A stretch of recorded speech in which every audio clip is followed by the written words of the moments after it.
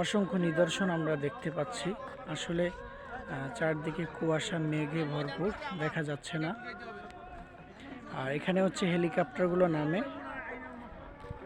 এটা হচ্ছে নীলগিরির ভিতরে।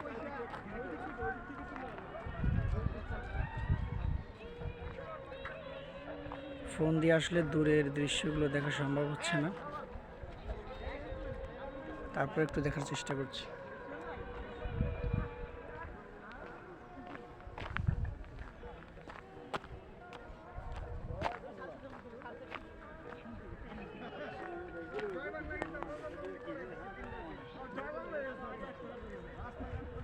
এখান থেকে সাধারণ ভূপৃষ্ঠ অনেক নিচে।